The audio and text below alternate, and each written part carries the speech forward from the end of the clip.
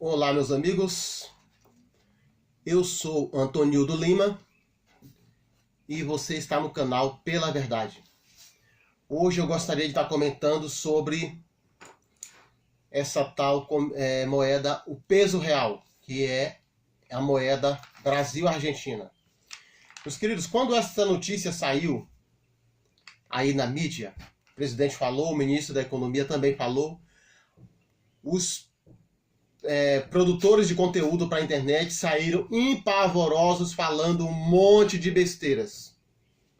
Quero dizer para vocês o seguinte: eu não sou economista, tá? Eu venho da área a minha formação vem de planejamento urbano.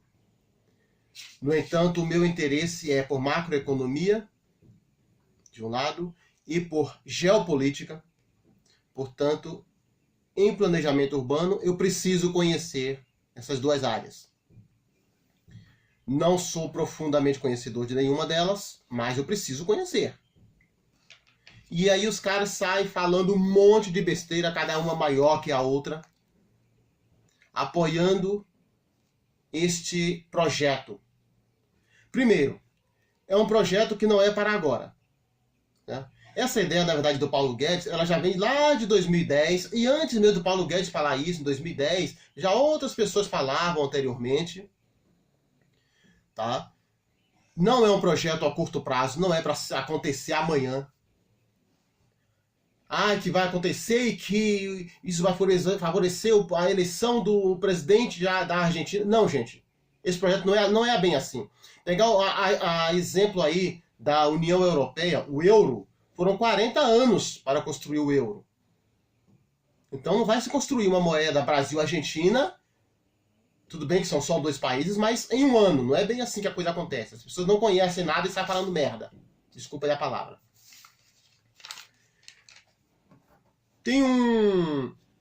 Eu acho completamente inviável esse projeto. Tenho certeza que é inviável. Aliás, vou usar aqui as palavras do economista Friedrich Hayek, da escola austríaca, que ele diz o seguinte: uma moeda única, ela só dá certo se ela não for estatal, se ela não for uma moeda do governo. Hayek foi um Nobel da Paz de 1974, Nobel de Economia de 1974, e tem uma outra frase dele que vem o seguinte: se em algum momento tivermos algum dinheiro decente, ele não será do governo. Por exemplo, nós podemos usar aí o exemplo do Bitcoin, né, que ele não tem um dono. O Bitcoin não tem um dono, pelo menos ninguém se lançou aí como dono do Bitcoin. Então, é um exemplo muito claro. Um outro fator há muitas forças que influenciam na economia brasileira. Não é simplesmente alguém querer fazer, não é o presidente, o ministro da Economia, o presidente da Argentina, os políticos argentinos e brasileiros que querer fazer esse projeto, implantar e dar certo. Não é bem assim. Uma série de fatores influenciam nessa economia. Não esqueçam que estamos prestes a estourar uma nova guerra mundial. Não esqueça que a nova ordem mundial tem a sua agenda, a sua meta de cumprimento para até 2030. Quem são os interessados na economia brasileira, principalmente? Meus queridos, nós sabemos que a nova ordem mundial ela é composta por capitalistas, comunistas. Do lado religioso nós temos oficialmente o Islã, mas também temos o sionismo inseridos na nova ordem mundial, mais particularmente do lado do capitalismo. Então são forças que têm interesses e que influenciam muito na economia brasileira. O presidente é patriota, sim. Tem boas intenções para o Brasil? Tem. Bem como o ministro. No entanto, não é simplesmente a vontade deles. Meus queridos, eles estão com uma faca na garganta e uma arma na cabeça. O negócio não é como nós imaginamos. Precisamos conhecer o negócio mais a fundo. Todas essas forças, capitalismo, comunismo, judaísmo, islamismo, têm interesses particulares na economia brasileira. Mas não são eles que compõem a nova ordem mundial? Sim, são eles. Eu vou deixar aqui embaixo, na descrição, um link de um dos vídeos que eu gravei falando sobre a Guerra Fria, onde eu falo lá do início da nova ordem mundial. Assistam esse vídeo que vocês vão entender um pouco melhor. Gente, nós precisamos hoje, ter uma consciência. Não é sair falando besteiras pela internet, batendo palmas para tudo que se fala. Não é bem assim que a coisa acontece. Muitas economias da União Europeia quebrou por causa do euro. Muitas economias. Vou citar um exemplo mais trágico, que foi a Grécia. A influência do euro. Pegando juros, dinheiro no mercado, fazendo captação de investimentos no mercado a juros da Alemanha, sendo que a Grécia não tinha um lastro, não tinha bases econômicas para isso. E isso levou a Grécia ao buraco. Acontecendo isso hoje é prejudicial tanto para o Brasil como para a Argentina. O peronismo na Argentina corre aí, os argentinos correm um sério risco de ter o peronismo de volta ao governo, e o peronismo foi uma desgraça para a Argentina, para o povo argentino. Nós, na América do Sul, tivemos a nossa memória desconstruída. Não foi só o Brasil que teve esse privilégio, a Argentina também. Então nós precisamos torcer para que os nossos irmãos argentinos elejam um governo responsável. Ok? Discordo plenamente desse discurso do presidente de que em todo casamento alguém perde. Não. Pera aí, presidente, para com isso. Se você já está vendo que o Brasil vai perder, sai fora dessa roubada. Quero que os nossos irmãos argentinos se dê bem. Mas não, para isso eu não tenho que me dar mal.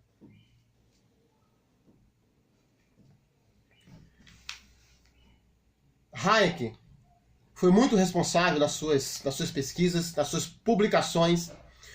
Foi Nobel de Economia em 74. Portanto, é um dos economistas nos quais eu me espelho. Okay? Embora não tenha ele como o Deus da economia.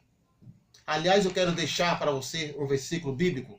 Romanos capítulo 12, versículo 2, que diz assim: não sede conformados com este mundo, mas sede transformados pela renovação do vosso entendimento, para que experimenteis qual seja a boa, agradável e perfeita vontade de Deus.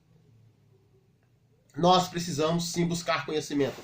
Eu não sou muito chegado a ficar assistindo vídeos na internet, porque na internet cada um fala o que quer. Eu sou mais e eu aconselho você a fazer isso, buscar arquivos científicos, livros muito bem conceituados para você se basear, para você poder trabalhar, para se fundamentar. A internet, cada um fala uma coisa, ninguém é especialista em nada e todo mundo é especialista em tudo. Uma possível guerra mundial que está para acontecer e vai acontecer, infelizmente, para controle da população mundial. A nova ordem mundial, a elite global tem interesse nisso, por isso eles vão fazer.